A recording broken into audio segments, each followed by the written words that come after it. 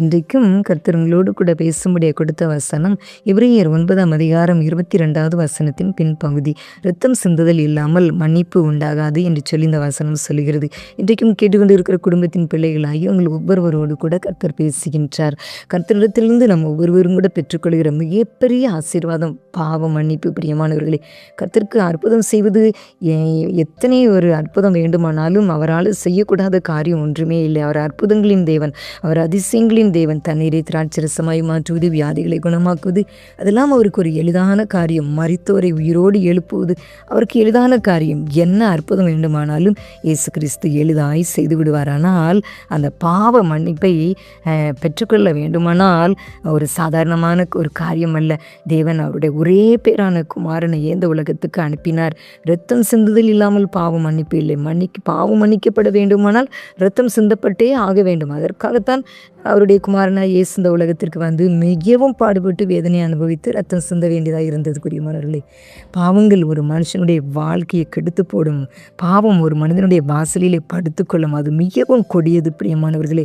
ஆனால் இந்த பாவத்தை மன்னிக்கிறவர் நமக்காக கல்வாரியில் இரத்தத்தை சிந்தினார். இன்றைக்கு நீங்களும் கூட ஒருவேளை சில பேர் நினைக்கலாம், ஐயோ நான் எத்தனையோ பாவத்தை நான் செஞ்சிட்டேன், தவறுகளை செஞ்சிட்டேன், எனக்கு மனசாட்சி எனக்கு வாதிக்கிறது, என்னால் தூங்க முடியலை, நிம்மதியாக இருக்க முடியல, சந்தோஷமாக வாழ முடியலை அப்படின்னு சொல்லி நீங்கள் நினைக்கிறீங்களா? உங்கள் பாவங்கள் இரத்தாம்பர சிவப்பாக இருந்தாலும் பஞ்சை போல வெண்மையாக்குகிற இயேசு கிறிஸ்து ஒருவர் இருக்கிறார். அவருடைய இரத்தத்தினால, இயேசு கிறிஸ்துவின் இரத்தத்தினால உங்கள் சிவப்பாக இருக்கிற பாவத்தை கழுவி உங்களை பரிசுத்தப்படுத்துவார். நீங்கள் கர்த்தரண்டை ஓடி வந்து விடுங்கள். அவர்தான் பாவத்தை மன்னிக்கிறவர். பிரியமானவர்களே, சிலுவை அண்டை வந்து நின்று, ஆண்டவரே உம்முடைய முள்முடியில் சூட்டப்பட்ட தலையிலிருந்து வழிந்த இரத்தம் என் மேலே விழட்டையா, என் பாவத்தை மன்னிக்கட்டும் ஆண்டவரே, என்னை கழுவி பரிசுத்தப்படுத்தட்டும், என் பாவங்களெல்லாம் நான் அறிக்கையிடுகிறான் ஆண்டவர், என் பாவத்தை மன்னிங்க என்று சொல்லி எந்த ஒரு மனுஷி கேட்கிறாங்களோ அவங்களுடைய பாவத்தை எல்லாம் கர்த்தர் மன்னிக்கின்றார், அவர்களை பரிசுத்தப்படுத்துகின்றார். பிரியமானவர்களே, அவருடைய பிள்ளைகளாக வாழ செய்கின்றார். பாவங்களை மறைக்கிறவன் வாழ்விடைய மாட்டான், அவைகளை அறிக்கை செய்து விட்டு விடுகிறவனோ இரக்கம் பெறுவான் என்று சொல்லி வசனம் சொல்கிறது அல்லவா? பெரிய இரக்கத்தை கட்டளையிடுவார் கர்த்தர். அதனால் எந்த ஒரு பாவமாக இருந்தாலும், எந்த ஒரு அக்கிரமமாக இருந்தாலும், உங்களை அறியாமல் ஏதோ நீங்கள் தவறுகளை செய்ய முற்படுவீர்கள் ஆனாலும் கூட ஆண்டவரிடத்தில் சொல்லுங்க, ஆண்டவரே என்னை விடுவியும், என்னை இந்த இக்கட்டிலிருந்து விடுதலையாக்குங்க, நான் உம்முடைய பிள்ளையாய் வாழ நான் விரும்புகிறேன் ஆண்டவரே, இந்த தொடர்ந்து வருகிற அந்த பாவத்தை என்னால் விட முடியலை, எனக்கு உதவி செய்யுங்க ஆண்டவரே, நான் விட வேண்டும் என்று நான் பிரயாசம் எடுக்கிறேன், என்னால் விட முடியலை, இந்த இச்சைகள் என்னை தூண்டுகிறது, இந்த அசுத்தமான பாவங்கள் என்னை தூண்டி இழுத்து செல்கிறது, அவற்றிலிருந்து எனக்கு ஒரு விடுதலை தாரும், என்னை இந்த நாளிலும் என்னை விடுவீங்க ஆண்டவரே, என்னை கழுவுங்க ஆண்டவரே, என்னை பரிசுத்தப்படுத்துங்க ஆண்டவரே என்று சொல்லி கேட்கின்ற ஒவ்வொரு நபருடைய பாவங்களையும் கர்த்தர் மன்னித்து ஒரு பெரிய சந்தோஷத்தை தருகின்றார், ஒரு பெரிய நிம்மதியை தருகின்றார்.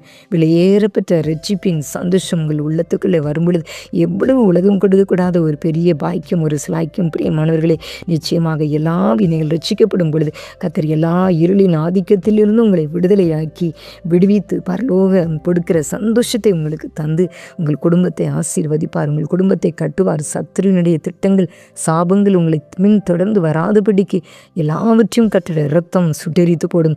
உங்களை அவருடைய பிள்ளையாக மாற்றி உங்களை பரிசுத்தப்படுத்தி உங்களை காத்துக்கொள்வார். நீங்களும் அவருக்குள்ளாக நிலைத்திருங்கள். நாளுக்கு நாள் உள்ளான மனிதனிலே பலம் அடைவதற்கு கர்த்தருடைய வல்லமையை தரித்து கொள்ளுங்க. கர்த்தரிடத்தில் கேளுங்க. அந்த ஆசீர்வாதத்தை எல்லாம் கர்த்தர் தந்து உங்களை ஆசீர்வதிப்பார். பெரிய காரியங்களை உங்களுடைய வாழ்க்கையில் செய்வார். அப்படிப்பட்ட கிருபைகளை தேவன் உங்களுக்கு தந்தருள்வாராக. ஆமென்.